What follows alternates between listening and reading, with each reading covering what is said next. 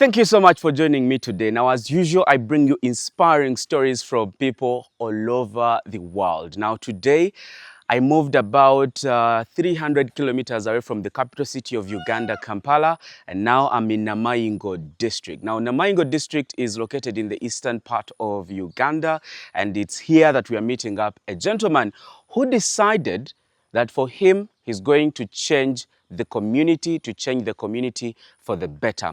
Now, as we all know, a lot of us are moving away from our homes, going to towns, and this has created a lot of unemployment, a lot of challenges.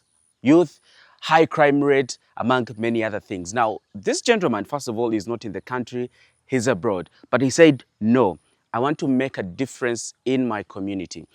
He started up a model farm. Now, this is something he's going to extensively talk about. Now, just before we go to him, this model farm is aimed at changing the narrative in his community. At some point, you'd mistake him for wanting to become the area MP because he's doing amazingly a lot. Ladies and gentlemen, with me, let's welcome Mr. Henry Ojambo.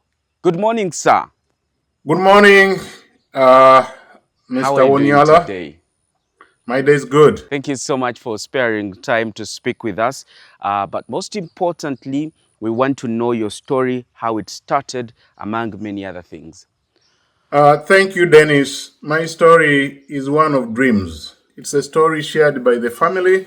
It's a story of wanting to give back to the community. I will start by introducing myself. My name is Henry Ojambo. I'm in this with my entire family, my children and wife. We've worked together and we don't live in the country, as you rightly pointed out. We reside outside the country. We've never been on the farm that you are at today.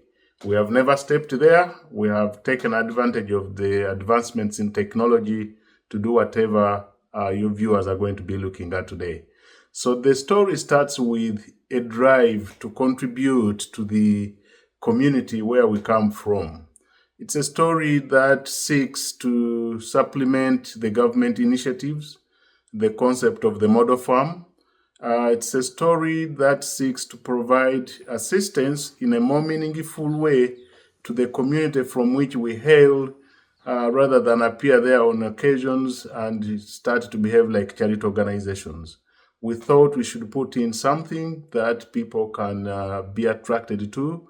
Some will come in to copy, who are inspired to do the same things we are doing and create wealth for themselves. Others will come to work.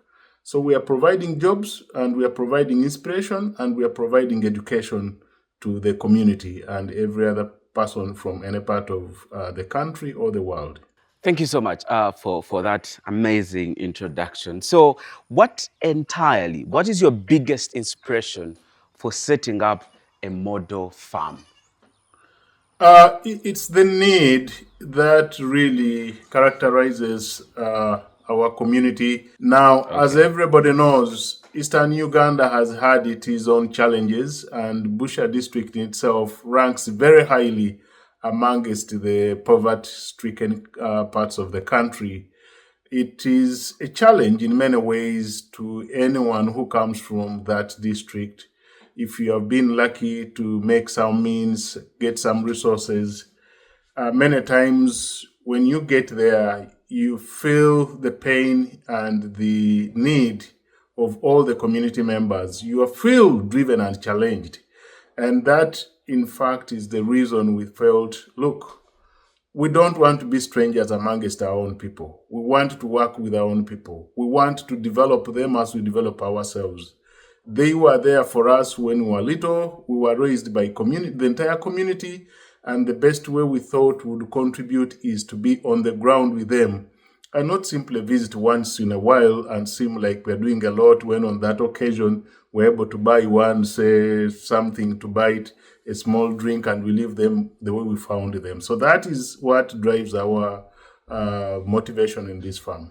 Okay, and so let's look at what you want to to do exactly the activities that you're looking at. For example, right now, I've so far seen a couple of them. I've seen rabbit farming, I've seen goat farming, I've seen chicken, I've seen fish, I've seen coffee, I've seen watermelon.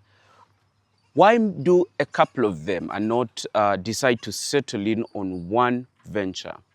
Yeah, that's a very good question. In fact, that is at the core of this initiative. We want to do more than just be a commercial farm. We want to give everybody and anybody who is looking at agriculture. The reason we have gone in not for one big venture, probably have only goats and many goats in thousands, which we could do on the land we have, or have cattle in big numbers, or have poultry in huge numbers, is that, as the name suggests, this is meant to be a model farm. We may benefit from the sale of products and everything else, but the core idea behind the project is to provide a place, a one-stop center where those who are driven towards agriculture can come to this place, learn, get inspired, get to know the know-how, because the way we do it is very different from what everybody else does. When we started this initiative, we tried to cultivate just ordinary beans on our own, and we had very serious challenges. The soil didn't seem to be able to yield beans. We tried watermelon on our own. We put it there at the wrong time. We planted it wrongly. So what have we done here, which is different, and why we want it to be a model farm for learning? We have brought in educated, skilled professionals. We work with the district fisheries office. We work, and this is very important. The person who got us on this lane has guided us along is a veterinary officer called Dr. Mangen Otebero. He's now the veterinary officer from Mbale City.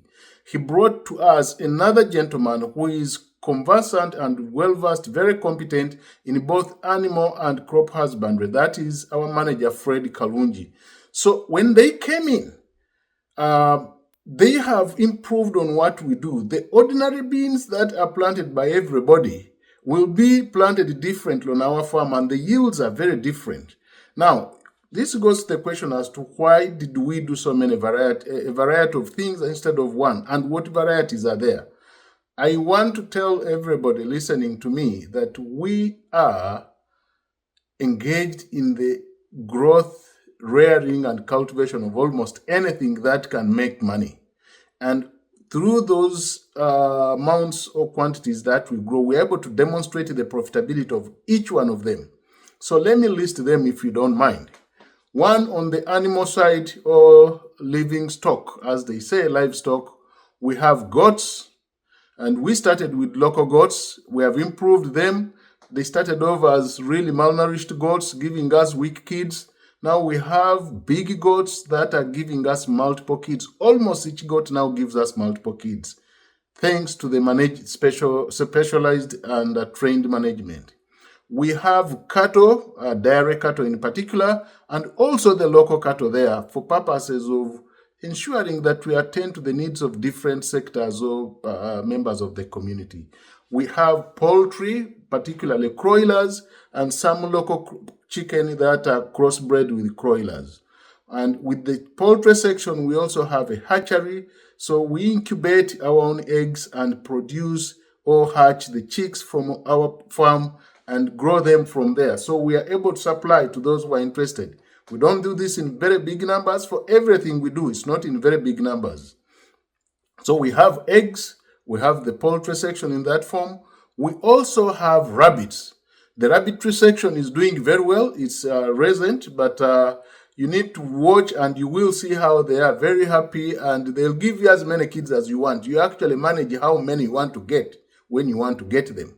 We have also bees, apiary, and you will see the honey we are getting. That is also a very viable, very profitable sector. And then we have also aquaculture. We have fish. We have about 70 ponds of different sizes and stocked with more than 20 units or pieces of fish. So that is the animal section. The crop section, we have everything. We have cereals, maize, we have beans, we have soybeans, we have watermelons, we have coffee, we have avocados, we have puffballs, we have eggplants, we have name it, green pepper, we have passion fruits, and we are continuing. We also have toferi, which is sour soup. So that is just a brief list of what we have. But we have everything in good quantities and everything doing very well. Amazing, amazing. So, briefly tell us, is this going to be just a model farm, or you intend to go on a big commercial scale? Really, this is both commercial and model, but the primary objective is model to teach to transform the community. Now, the commercial aspect comes in naturally. And before I go further, I want to thank you, Dennis, for the work you do. You have been a great inspiration for us. I follow you. I've followed you in your videos, and most of what you see on the farm actually comes from following you and learning what you do on different farms. As you rightly pointed out, you are the one who has got us on the road for the rabbits. You came and put up the structure for the rabbits that will be showing the viewers, and even supplied us with the mother stock for rabbits that are doing very well. So I thank you very much. Also, tell them how you trusted me with money without even ever meeting me. That speaks for itself. Actually, as I said at the very beginning, I've never been to the country since this project started, the project you are going to be seeing. And I've worked with most people remotely. And Dennis, I contacted him after seeing or watching his videos. I connected with him. Up to today, we relate virtually. We have never shaken hands or met each other. But the trust, the integrity with which he does his job is beyond question. So Dennis, thank you very much. We are doing this not solely for money. We know what it means when you isolate yourselves from the community. We care about being with a community that is proud of itself and that is proud of its own. We cannot advance that goal and objective without contributing in the way we are trying to do through this farm. We could use this money to put up buildings elsewhere in the city. We could buy stocks, but none of that would benefit our people the way this farm will do. So we come to this decision well aware that we might actually lose money if the worst comes to the worst. But we are sure that we will get people who will learn what they never had a chance to learn. Now, being in the diaspora, how do you manage this farm? Because I know a lot of people are in the diaspora and they want to do something like this, but they are skeptical. They don't have people to trust. How are you able to manage this? Yes, and that goes to the name of the project, Sub is Faith. We have faith in people. The work I do in my life involves working with people. And Dennis, you haven't met me, but I'm sure you also trusted me and took the steps to do what you're doing because the voice you had was a voice that you could rely on. You have gone extra miles to even put off other trips. We've spoken and you've been able to adjust your programs to accommodate me. I believe the reason you do that is because in listening to me, you realize that you're talking to a person you can count on. So we extend that to every person we work with. First, we have faith in everybody. We start off by believing that whoever is out there is well-intentioned. So we have had some challenges with a few workers, but I can guarantee you that not most of the workers have been a problem to us. And how? Why? The only answer has been whoever we get, and we get these workers on phone. We get them through people who have never seen us. We hire them every now and then. Those who live based on what we do on phone. The most important thing is human relations. We get our farmers, our workers, to understand that what they are doing is beneficial to them and it's also beneficial to us. We get them to understand that we rely on them. They're the bedrock of whatever we do. They buy into the concept. And each one of them sees their lives changing from the time they join because they are family. We need them, we value them. And I've learned through this experience that once you relate with people respectfully, once you give everybody a chance to feel their full appreciation and treat them with integrity, people will give back, in most cases, not all cases, what you put into them. So that has brought us this far, and I'm sure it will take us much further. Now, briefly tell us what and where you see Subi Model Farm in the next couple of years. Okay, thank you. Very important, very important. Our vision is to start by inviting people to the farm. We want people to come and see, to get inspired, to learn, to understand how they can change their practices and be profit makers in agriculture. To see agriculture not as an industry for failures, but actually for those who are lucky and probably very gifted in many ways. And that can be demonstrated practically on the farm. We want to influence students, we want to influence the youth, we want to inspire those who have the resources to be investors, we want to change people's attitudes. We are sure that is already happening. So I'm hoping that in the 5 years to come, we'll have many other investors in the region, in our place. There is a Bukede association that has been formed to promote agriculture. One of it is core objectives.